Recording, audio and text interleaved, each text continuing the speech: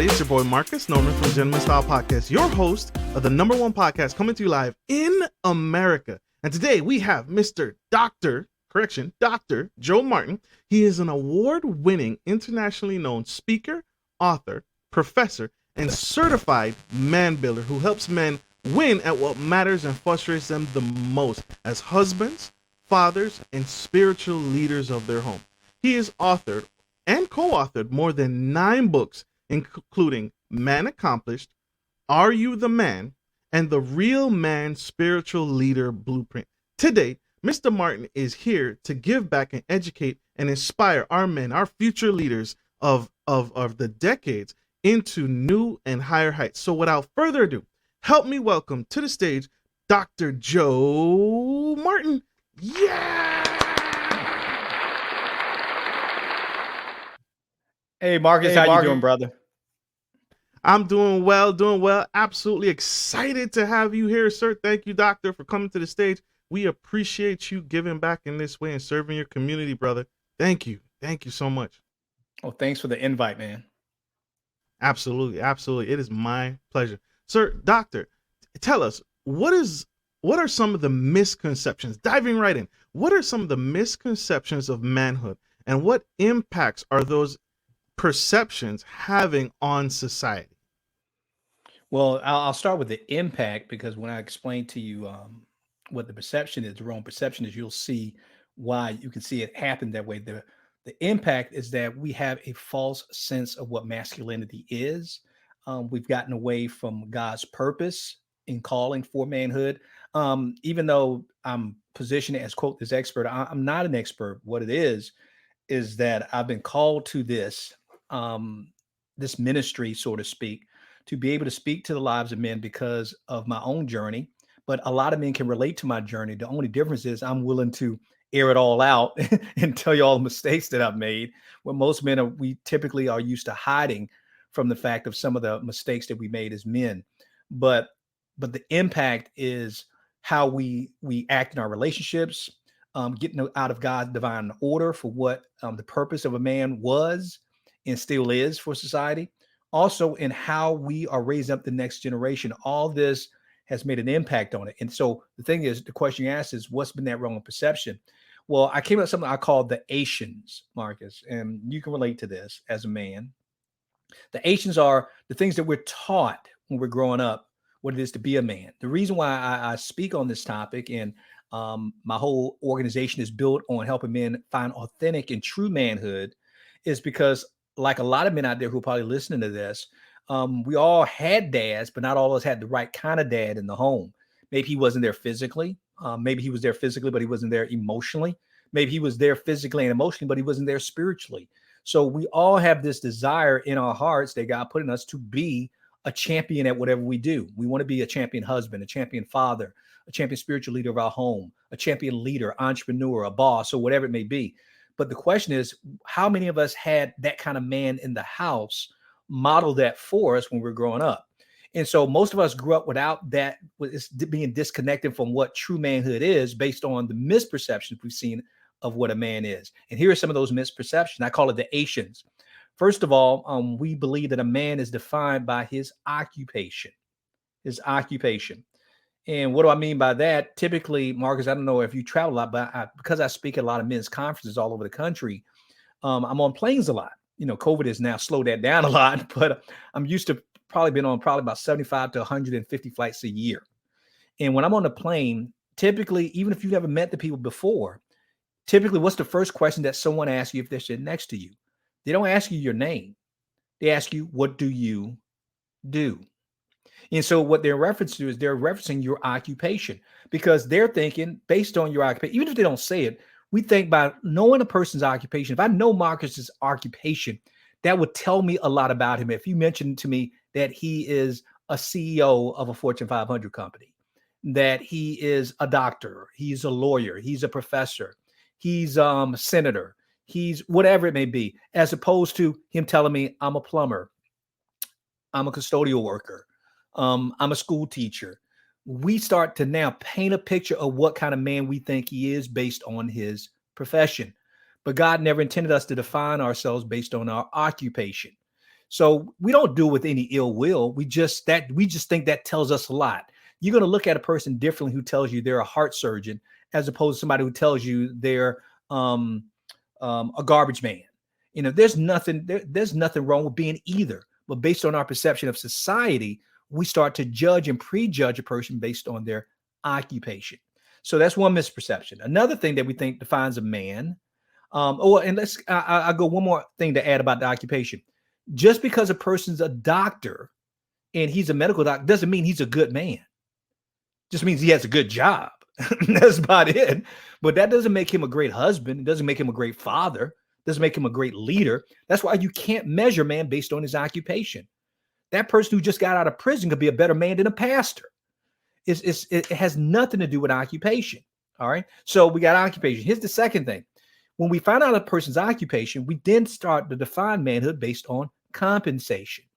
Compensation based on how much he makes. Now, if we look at the occupation, we kind of take a guess. A brain surgeon is making more than a school teacher, or a person who's an airline pilot is making more than a factory worker. And so we assume based on that, and then because of the compensation, we assume the more money that person makes, the higher their value in society. And that's not necessarily true. And so, again, we have a misperception of what we think manhood based on compensation. Another one is education. We want to know, where did you go to school? Do you have a college degree? Because I have a few letters at the end of my name doesn't make me a better man than you, Marcus. It just means I went to school a lot longer. That's all. But and also it's not just you having an education. It's where did you go to school? Did you go to Harvard or did you go to the community college? Again, all this is how we place value on what we think manhood is. So think about that child growing up. Man, if you have a great job, you're making a lot of money and you got a good education, they're already deeming you successful. And that's not fair because that has nothing to do with you being a great man. That has everything to do with your accomplishments. So that's part of the Asians: occupation, compensation, education. Then we got reputation. Reputation. How many Twitter followers do you have? How popular are you? How many people know you? Let's even go on to the masculine side of it as well. How many women can you get with? How many women have you slept with? How many women can you satisfy? All this is based on reputation. What do people know about you? Hey, you walk into a room, Marcus, you walk into a room, everybody's head start turning. Even if you're unattractive, some woman's going to like, man, who is he? He must be somebody. Because everybody's talking about him. Everybody's looking at him. Everybody's trying to get to him. Everybody's trying to talk to him. Again, that doesn't mean anything about you being a great man, but it's just talking about what you do: occupation, compensation, education, reputation. Then we got intimidation. Intimidation. And we perpetuate this in society a lot based on the strength of a man. How many people are afraid of you, Marcus? Who can you intimidate? Who do you have power and influence over? Man, how many people can you scare? How many people can you scare with your presence? And talking about the ramification of what this has in our homes. If we're not getting, quote, the respect we feel we need outside the home, then we try to dominate in the home. And that can cause a lot of domestic violence. That can cause abuse, verbal assault, because we're looking for that intimidation factor. You want to see a man flip real quick, let that man feel like he's been disrespected and watch what he does. But see, all these things we think, well, Joe, what's wrong with that? What's wrong with a man having a great job, great compensation, a lot of education? He has a tremendous reputation and people are a little bit in fear of him because he has influence. Really, there's nothing wrong with any of that unless you use that to define who you are as a man, because that's not how God defines you as a man. God is not a respecter of persons. He's not looking at the occupation, your compensation, education, reputation, intimidation. If that was the case, Jesus was not a great man, because Jesus didn't have the greatest occupation. And Jesus even admitted that foxes have holes they can live in, but the Son of Man has no place. So he didn't have a lot of compensation. I never remember about Jesus having a degree, having any education, formal education, but the Pharisees and the Sadducees did. And his reputation preceded him. He had a reputation, but he didn't use that as something to gain power with, to intimidate people. Matter of fact, he didn't like having all of that fanfare towards him because he was trying to point to the Father, but people were looking at him. So those are the 5 misperceptions or misconceptions of manhood. I'm sure there's probably some other Asians that we haven't come up with, but those are the ones that I typically see rear its ugly head when I'm talking to men, if that makes sense, Marcus. That makes perfect sense. Perfect sense. That's huge, right? That's huge. And what you just touched on is so huge. Men deem themselves by what they do and not who they are. Many people, I'm from the military. Many people, whenever I go to work, they ask me, "What did you do in the military? What was your rate? What was your job?" And as soon as I tell them what I did in the military, they automatically put me in a box. Oh, you're a part of this clique. You're a part of this niche. You're a part of that box.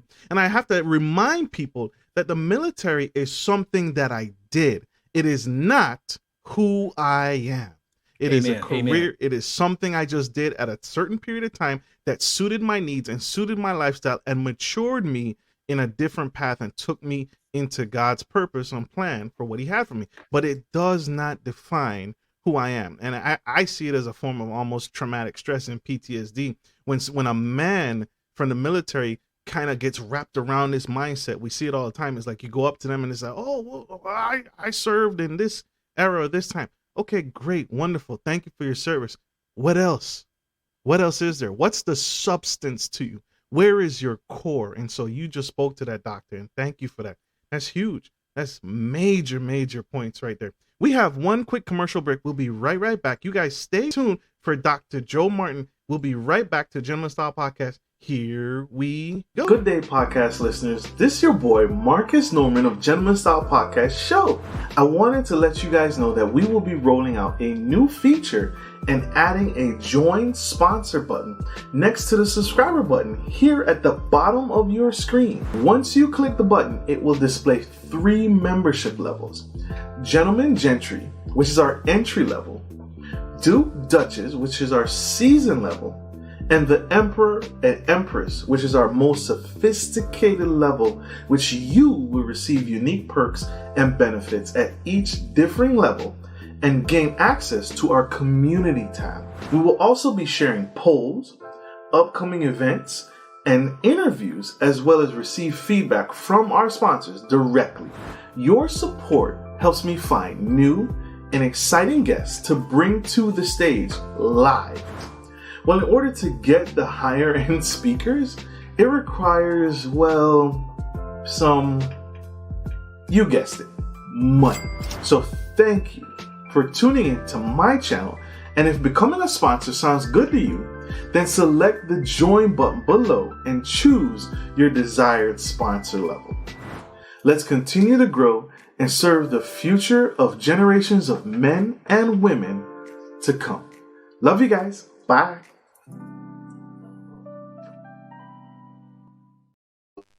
Hey everybody, this is Gentleman Style Podcast. We have the incredible, phenomenal Dr. Joe Martin teaching us how to be better men and serve our communities in the way God destined and ordained us to.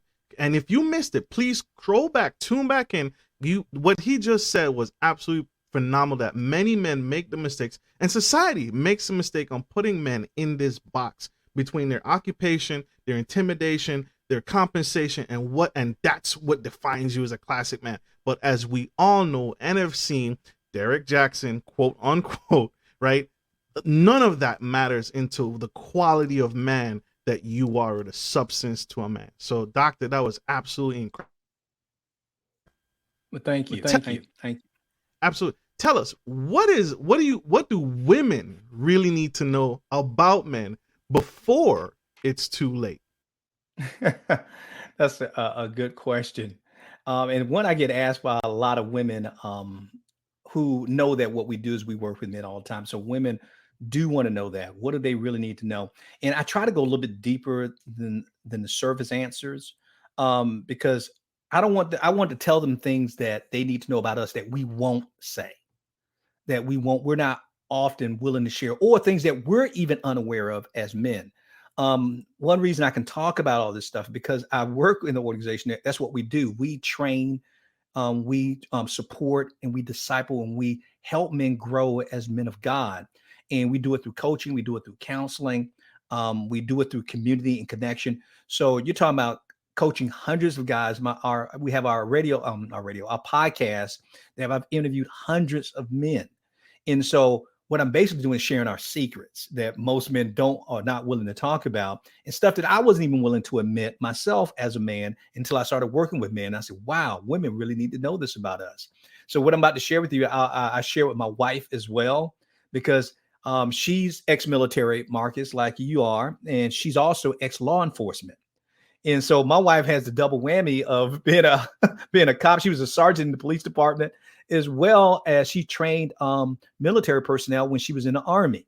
And so my wife thinks she has a good grasp on men because she was leading men until she met me and saw what I did in ministry. And she said, wow, all this time I thought I knew men. I did not know men. So here's some things I would tell you. And I don't know how many I'll share. I'll share with as many come to mind off the top of my head, but I'll try to get the stuff that most women don't know about us as men. And they probably shouldn't be that surprising, but they're like, wow, I didn't know it was that important. I would say what women really know about us as men, that our self-worth and our identity, and I'm not saying it's right, Marcus, okay? Our self-worth and identity is tied to our ability to provide for them. Let me say that again. Our self-worth and our identity is tied to our ability to provide for them. In other words, we put too much value on our ability to provide, thinking we must be less than a man if I can't afford to take care of my family. Now, I'm not saying that we shouldn't. God even tells us that if a person who does not provide for his family is worse than an infidel. He's not even worth his wages if he doesn't do that. But what I'm saying is that it becomes our whole identity, because sometimes you have extenuating circumstances that prevent a man from working. He may be physically disabled, may have been in a car accident, he may get sick. But what ends up happening, that wife still loves him, but that man will go into a deep depression. And she's wondering, I don't understand. I told him that I don't care how much money we make. I don't care what kind of house we live in. Yeah, that's easy for you to say as a woman, but she doesn't understand that our value is mistakenly attached to what we can provide. So I'm talking about the man who's actually is providing, but man, the house isn't big enough. Or the woman who's making demands on him to want more or a better life that he can't financially afford. And so he thinks he's less of a man if he's not meeting that need. So I think women need to know that our self-worth and our identity is tied to our ability to provide for them. It's not right, but it's the truth. And an example, my wife and I, we joke about this all the time. And she tells me that, I'm your ride or die chick. That's what she tells me. I'm your ride or die chick. There's nothing. We're going to hang together and everything. And one of my friends, when she met my wife, I had her kind of screen my wife before, I was going to pop the question. I said, I want you to talk to Tanya and tell me what you think. And my friend, who's a female, she says, Joe, I like her. I said, why? She said, because man, that woman, she's not going anywhere. She's going to ride with you till the wheels fall off. Man, you guys can be homeless. And she's going to say, is it my turn to hold up the sign, baby? I got it. That's my wife, right? And she said, you found you a good woman. Right. And so I told my wife and I started joking about it. I said, that's what Anita told me about you. She said, yeah, Anita's right. I said, but you women still don't understand. She said, what? She said, that's cool that you're that kind of woman, but that doesn't make us feel any better.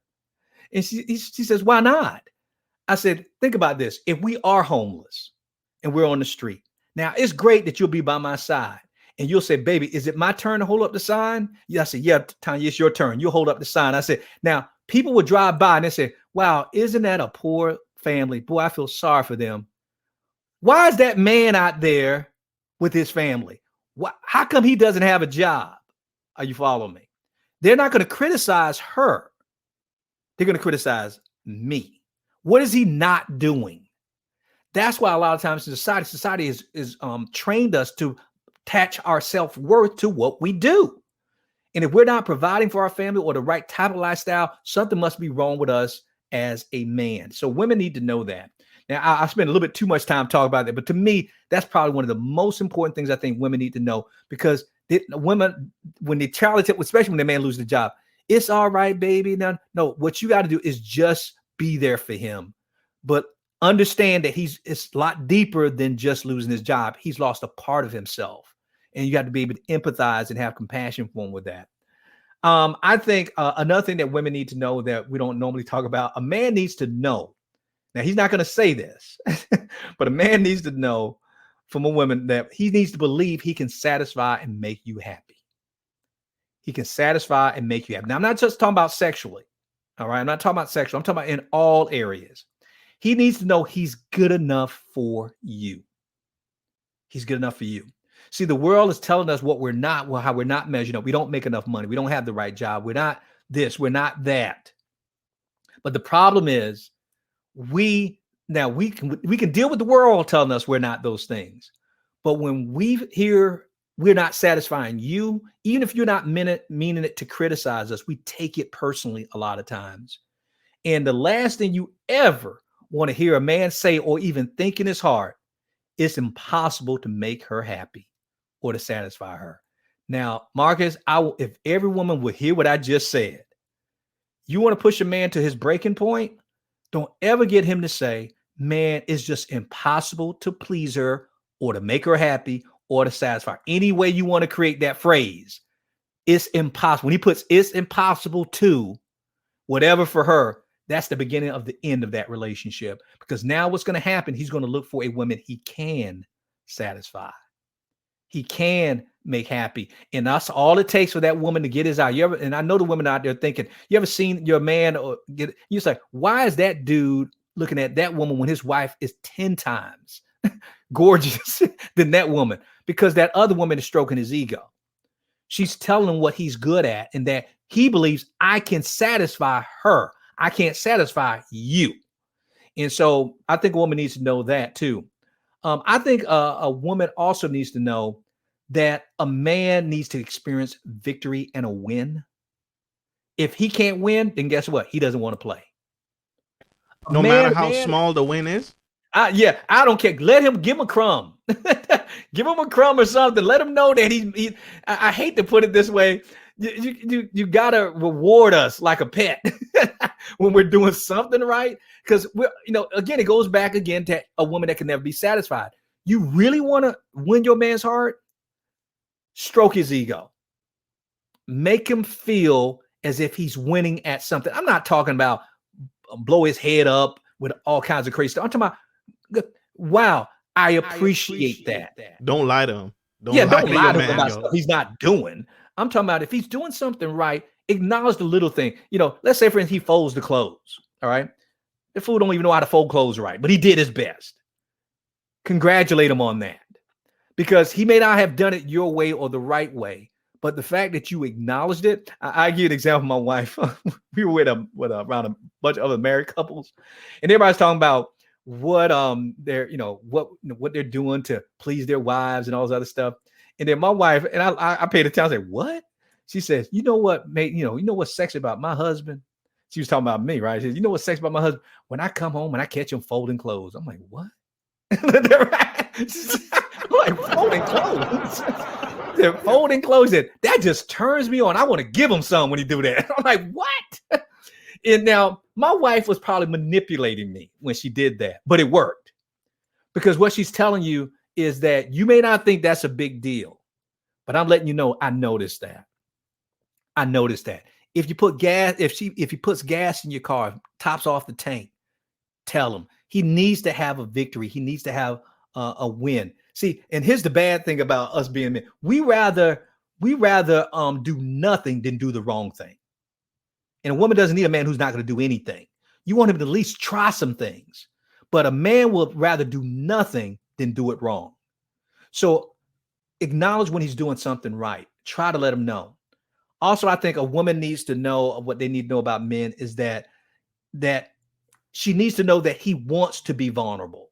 So she needs to be able to create that space for him to be weak without stripping his manhood from him. She needs to let him be vulnerable around her without appearing weak. I think that's one of the most underrated, underestimated things that women can do for men that they don't know about. He always believes he has to be strong for you, for the world, for everybody else. Let him know that it's okay for him not to be strong, but you don't lose respect for him when he's not. My wife told me one time, she says that when she sees me struggling, is when she respects me the most. And I'm like, what? What are you talking about? She says, when I see that you don't have all the answers, but I see who you turn to for the answer. And the Bible tells us this too. He says, Paul wrote, he says, in my weakness, God, you are made strong. But what do we do as men? We try to hide our weaknesses from everybody. As a wife, as a woman, give him permission to show his weakness. Now, I'm not talking about a brother that's whining and crying all the time. No, I'm talking about that man who wants to do better, but he's struggling. Let him know it's okay to struggle, and you got his back. And I'm trying to think. I know you want to go on to some other questions, but there's a lot of stuff I could take. But I'll share with something else that I think that women should know about, need to know about men. This is huge. Women, and I don't know why women overlook this, but if I was a woman, I wouldn't even get married to a man unless you knew this about him. Women need to know that a man is only as strong as the number of stronger men he has around him. Let me say that again.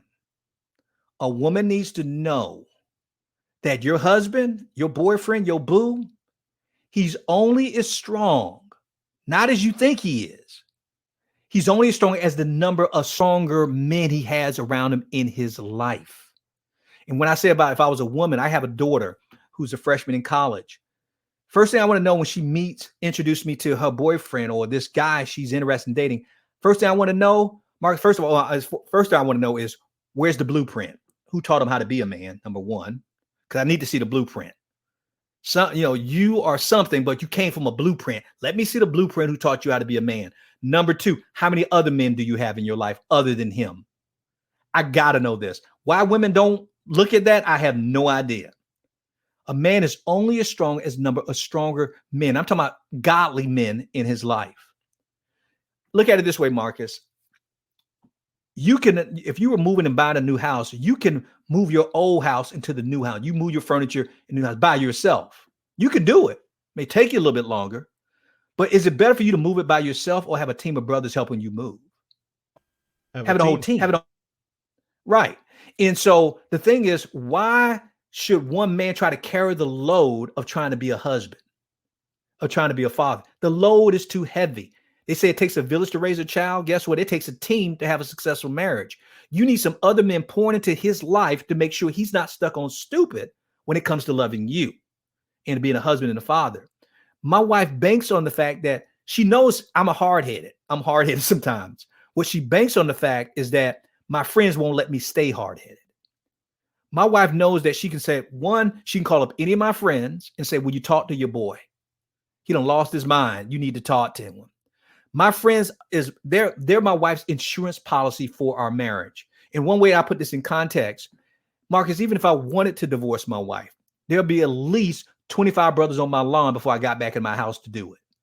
See, you're only as strong as the support that you have around you. So I can go on and I can do the rest of the show talking about what women need to know, but I try to pick things that I think women are just not typically aware of, but they need to recognize because I think they can support men better and understand us a little bit better if they knew those things. I'm hoping that's helpful. That's absolutely helpful. That is absolutely helpful. That's major, y'all. That's major. And that is the community aspect of many points that I've tried to make. One of the things when talking to couples, when I meet couples or I meet men or women and they ask about relationship is, I asked one question. I said, under what circumstances would you leave your husband? What circumstances would you leave your spouse? And I always hear the laundry list of stuff. I always hear if he cheats or if he looks at another woman or he talks to another woman, if he does this or he does that. But the one thing I never hear, and you can probably attest to this, doctor, is the one thing I never hear is under no circumstances would I leave my spouse. That's the one thing I never hear that no one ever brings up. We have a laundry list of do's and don'ts, but we never go into the marriage with the mindset of under no circumstances would I leave my spouse, under no circumstances. And that shifts the focus. I think that shifts the attention that I am going in with a mindset to win. And I'm not saying ignore reality and ignore the fact that divorce is out there, but you surround yourself with a community of people. If you go to the divorce court and you go, judge, I want to divorce my wife. And the judge says to you, Well, what's wrong, Miss Norm? Why do you want to divorce your man? I had it with her. I'm not in love with her. I lost the tingles. I'm not feeling my wife no more. The judge, that community that you talked about, is going to send me back home and say, Marcus, go home and work with Right, your wife. right. So when I go to my boy and I say, hey, man, I'm tired of this woman. I want to get a divorce. My boy is going to do the exact same thing. Hey, man, what's wrong? Why you want to divorce your wife? Well, I want to divorce her because I'm tired of the mess. I'm tired of I don't have the love. I don't have the tingles anymore. I don't have those butterflies from college or school. And he's going to say to me, based off of community standards and who I surround myself with, he's going to say, Marcus, go home and figure this out and love your wife. He won't let me, the community won't let me make a stupid decision. And I surrounded myself with that shield to protect my marriage. So very, very great point, doctor. Very, very great point. That's strong. Powerful. We have one question from the audience, Miss Letitia Boyd Elliott. She is a sponsor of the Gentleman Style Podcast channel. So thank you for that, Miss Letitia. But she asks, I've heard it said that unresolved childhood issues in men and women can come up in adulthood. How have you seen this, doctor, played out when it comes to men? All the time, Letitia, all the time. And the thing is, we all bring a past into our marriage. That's why I don't believe that you should be, you can be happily married until you're first successfully single. Let me say that again. I don't believe you can be happily married until you're successfully single. Now, I'm not talking about you have to be perfect, but you have to be able to work out your past trauma. One of the things that we espouse in our ministry and working with men is we talk about the 5 key components of being a healthy kingdom-minded man. And one of the components is I ask it as a riddle. I said, what's the one thing that every man needs, but no man wants, unless it's court ordered or his wife threatens it? I said, and that's counseling. Every man needs to get counseling for his past trauma, but we've attached a stigma to getting counseling and therapy, especially among people of color. We think it's a sign of weakness if we go to get counseling for our past trauma. See, your past explains you, but it doesn't excuse you. But most of us don't understand why we are the way we are, not just what we do. There's a reason why you have control issues. There's a reason why you lose your temper quicker than the average person. There's a reason why you harbor and hold on to slights and betrayal a lot longer than the average person. There's a reason why you don't like personal touch and affection. There's a reason why you're sensitive when it comes to people talking about your body or whatever it may be. There's a reason why when people talk, when they raise their voice, it triggers you. And the thing is, we start, instead of operating out of God's truth, we respond to our trauma when we get into relationships. So the ideal situation would be, before we get into a relationship, we need to deal with some of our unresolved trauma. Was there abandonment issues in your past? Were you bullied? Did you live in a very critical household that everything was based on your performance? Did you live in a very dangerous household where you were always fearful? Were you a person that was given too much responsibility as a child before you were able to handle the responsibility? All this plays a factor into it. Doesn't mean you have to be perfect when you get married, but you should be aware of your issues and be able to communicate that to your spouse while you're dating. Now, I'm not talking about on the first date or they're going to run for the hills, but you need to tell them the truth as you're getting to know each other. Hey, I was molested when I was a kid. I watched my dad kill my mother. I was incarcerated and something happened to me while I was in prison. I was served in the military and I watched 2 of my friends get their head blown off. There's a lot of things that we try to hide and suppress from people, and not realizing that when you try to suppress it, it's going to oppress you if you don't express it to other people. And so, Letitia, you're absolutely positively right that it can come around and you can carry that right into your relationship with that person. And my thing is this: if you're going to try to bury something, which you shouldn't, but if you're going to try to bury something, you better make sure it's dead when you bury it. Because if you don't bury it and it's not dead, it's going to be like a zombie with their hand coming out through the dirt, still alive, and it's going to scare the crap out of you and the person you're dating. So put it all out on the table and deal with it before you get into a relationship. And then I will add this to it: even when you get into the relationship, continue to go to counseling, My wife and I, we still go to counseling about 3 or 4 times a year. And people said, Joe, why do you guys go to counseling if you're not about to get a divorce? And what? Because we're trying to make sure we don't get a divorce. Because here's the thing. Most people go to counselors, and this is why counselors get a bad stigma. They go to counselors after the mandate or the threaten. You've been threatened to go because they're trying to save their marriage. You don't go to counseling to save your marriage. You go to counseling to maintain a good one, to make sure you look at the blind spots, to make sure stuff is not creeping into your relationship, making sure the unresolved issues have been dealt with, to make sure that you're doing what got you there in the first place to be married. So to me, going to counseling doesn't make you crazy. To me, it makes you wise and it makes you courageous, because it's better. Think about this as a car, Marcus. You got a car.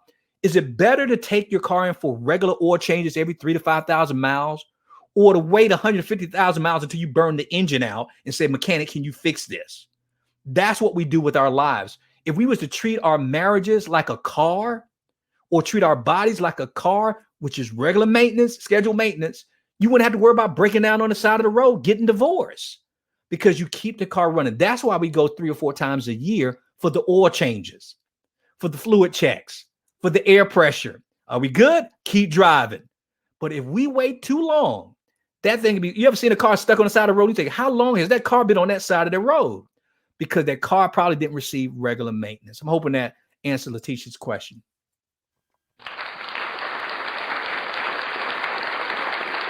Letitia, I hope that answered your question, love. That's major and that's impactful.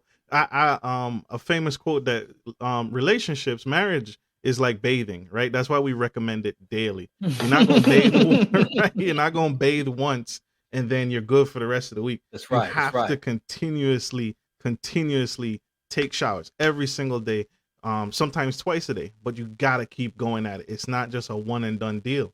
You have to continue to work at it. You have to continue to power through it. So, doctor, thank you. That was powerful. That helped me. If nothing else, that helped me. And I know it helped Letitia with her question, and I know it can help other women in the audience too, and men. Right? This is not a one-sided thing. This is a balanced, getting to a better quality of relationship. So, thank you, doctor. Mr. Martin, how can fathers communicate more effectively with their children, especially teenagers, in the digital age? Wow. So, that part you just threw on in the digital age is the challenge, because now, back in the day, Marcus, I don't know how old you are, but back in my day, I'm probably older than you are, but back in the day, we didn't have to compete against so much media and technology. I mean, it was a punishment if we couldn't go outside. That's how bad we wanted to go outside. Now kids can stay there. You forget that you even had kids in the house because they're not leaving. They'll be in their room locked in there all day. And so what can we do as parents? What I'll do is I'll set it up. I'll tell you something that happened when I was with my son. My son now is 24. I have a 24-year-old son. And I was taking him to school one day. And after I picked him up from school, we were coming back home. And when we're in the car, this is another way of, I'm actually answering your question while I'm telling the story too. First of all, when you're in the car with you, turn off the media. In our car, and even though my kids are now out of the house now, they were never allowed their cell phones to be turned on. We never listened to music in the car. So I was never allowed to answer my cell phone in the car. All we did, Marcus, was talk. That's all we did. And of course, my son growing up that way, he wasn't surprised by that. He just grew up in that kind of culture that we just don't do media when we're in each other's presence.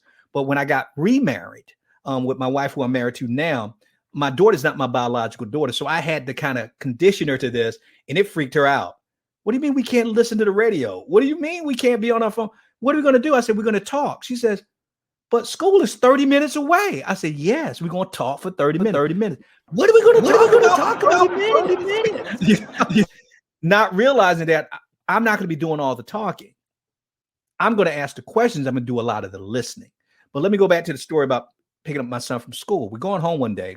Again, there's no music in the car. There's no distractions.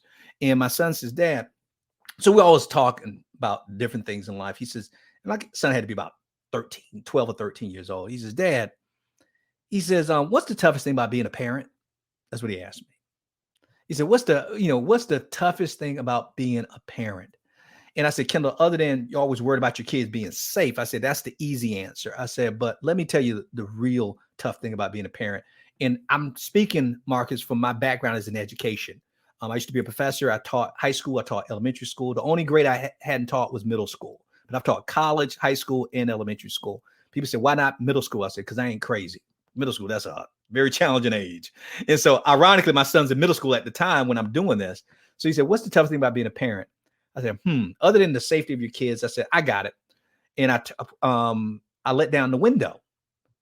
And he said, Dad, why are you letting down the window? I said, I'm answering your question. He said, what? I said, there it is. He said, there's what? I said, that's the toughest thing about being a parent.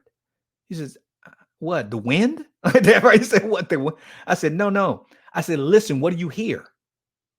He said, I don't hear anything. I said, because you're not listening hard enough. Listen, what do you hear? He said, well, Dad, I hear the wind. I said, what else do you hear? Oh, I hear cars. I hear horns. I hear sirens.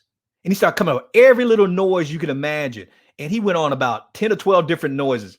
And I said, that's the problem. He said, Daddy, I don't get it. I said, Kendall, the hardest thing about being a parent is that we have to compete against all that outside noise when it comes to your attention. I said, Kendall, do you realize that you're listening to that noise now? My voice as your father has to be louder than, guess what? Video games, athletes, BET, social media. Let's get real, Marcus. Your mama, grandparent, your cousin, your friends at school. My voice, I got to let you hear. My voice has to be louder than theirs to be able to influence you. And I said, Kendall, it scares me to death because that's a lot of voices I need to compete against. I said, does that make sense? He said, yeah, Dad, I get it. I said, now, he says, Dad, can I ask you something else? I said, what? He says, can I put up the window now? Because he wanted to focus on hearing my voice. Said, that's the tough part. And so here's what I would suggest for us competing. First of all, get rid of all the distractions. Get rid of all the distractions and set the culture and the climate for your communication with your kids. You're never going to be able to stop social media. You're never going to be able to stop the entertainment industry. You're never going to be able to stop that, but you want your voice valued over that. And here's how you do it. Children will listen to anybody who listens to them, especially your teenagers. Think about some of the knucklehead friends that our teenagers have. You say, why in the world would they be friends with that person? Because that person listens to them. That's not good wisdom to listen to only people who listen to you, but it's a start to know that that's how you're going to communicate with your child. See, my daughter was in the car. She's thinking 30 minutes, that's a long time. Well, Marcus, let me tell you this. After she got used to it, we went on a trip from, I live in Chattanooga, Tennessee, down to Pensacola, Florida, which is about a 7 to 8 hour drive.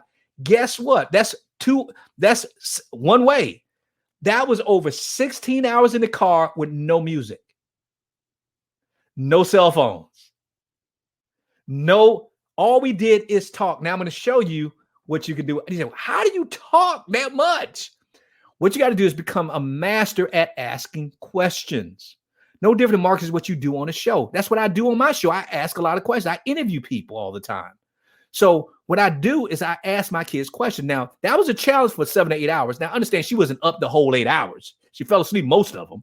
But whenever she was up, we were talking about her life, her interests, what she enjoys doing, things that she's afraid of, things that gets her excited, her future husband, the names of her children that she's going to have. My daughter was at the time 12 when we took that long trip. All right. But we're talking about this stuff. And she's thinking, wow, my dad is really into me. And it's so funny because I used to take my daughter on dates, right? Daddy-daughter dates. And it's so funny. We'll spend the whole time going on dates. And then at the end of the day, close to about the end before it's time to go home, you know what, Daddy? I've been talking about me the whole time, but I haven't asked you about you. How's your day going? How's it?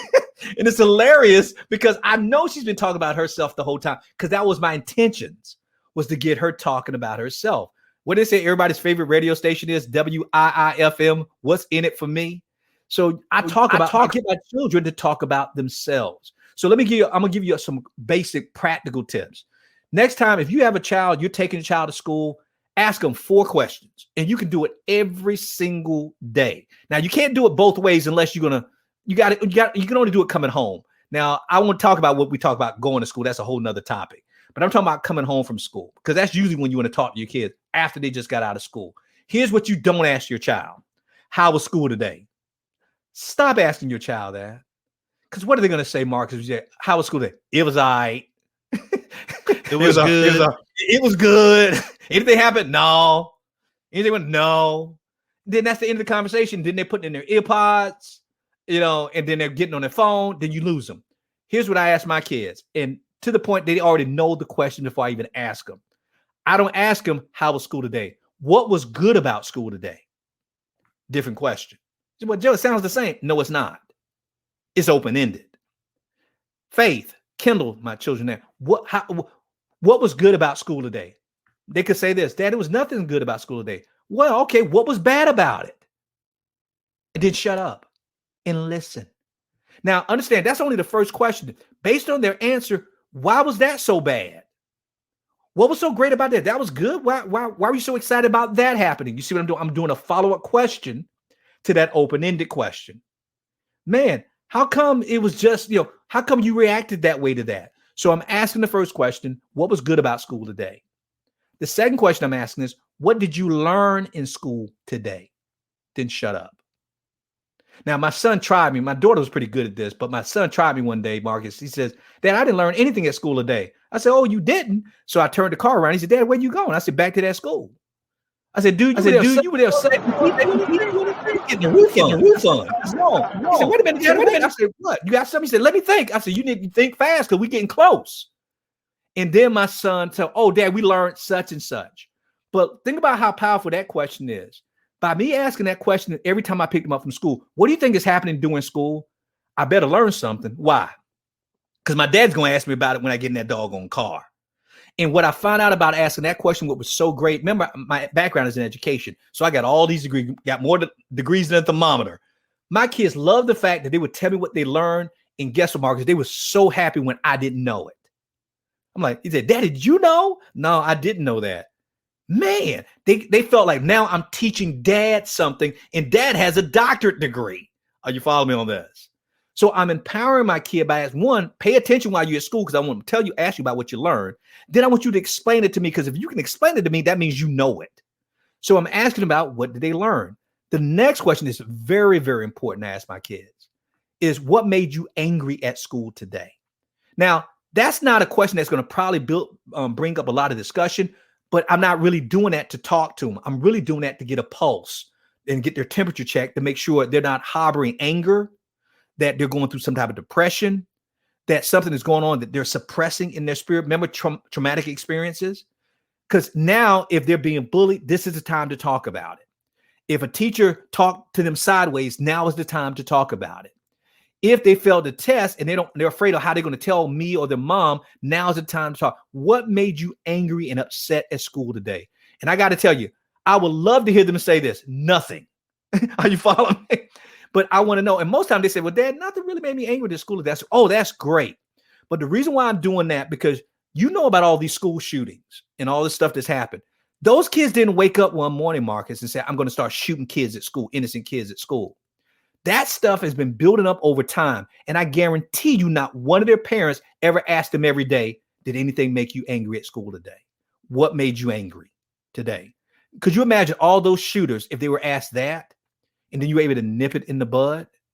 What made you angry? And then you ask, then what are you going to do about that? So how did that make you feel after you got angry? What are you going to do about that? Do you need some help? Is something I should do to step in? Are you following me? We're getting them to open up about their world. Now, you notice I'm not talking about me. It's all about them in this car. Now, I only got about 30 to 45 minutes. My son was a 45-minute drive. My daughter was a 30-minute drive. Most time we don't even get to all of these questions, but we can continue this when we get home. But here's the last question, and I had to change it for my son and my daughter. I used to ask them the same question, but my daughter started giving me putting on walls, and I had to break it down. I used to always ask this question: what decision did you have to make at school today that was tough for you? Tell me about a tough decision you had to make at school today. And now we're dealing with the peer pressure.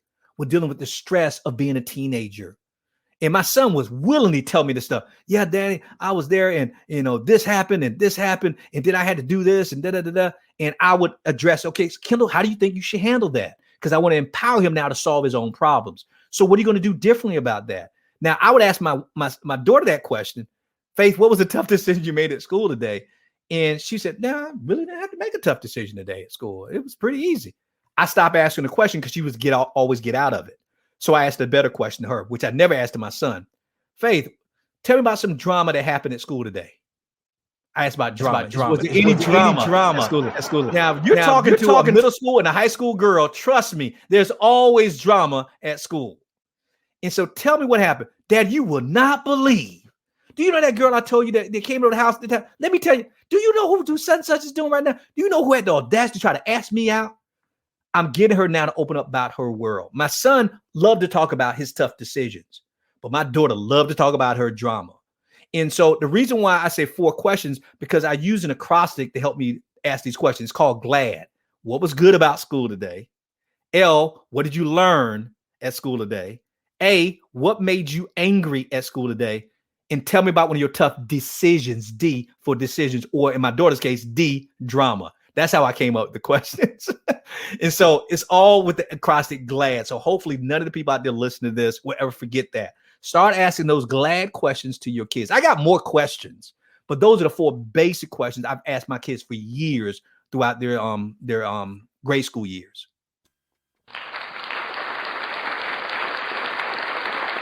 Powerful. That's powerful, and that's major, y'all. That is major.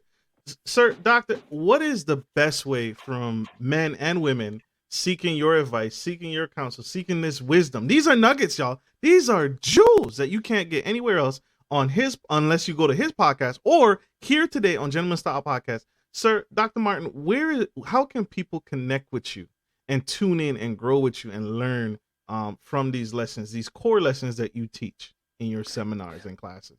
Well, what they can do, and matter of fact, I'm gonna tell the general public what they can do, and then I'm gonna have a special plea to the guys. All right.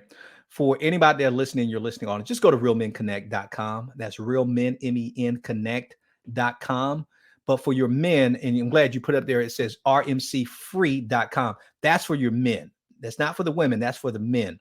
In the RMC free, that's going to send you to a place where you can get a training video from us. It's about 33 minutes. That's going to train you about, remember I told you the 5 key things I mentioned, counseling was one of them.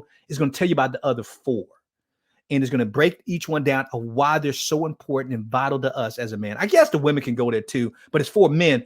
But I would ask the women to send their husbands, their sons, their nephews, their grandsons, whoever, the man in their life who is looking for what he needs to become the kingdom man that God has called and created him to be. Have them go to rmcfree.com and they'll get immediately access to the video, our free training video for man. It's called the 5 key things that every man needs to succeed. Every kingdom man needs to succeed. But if you want to find out more about me, our podcast, and what we do, just go to realmenconnect.com. That's MEN for men, realmenconnect.com.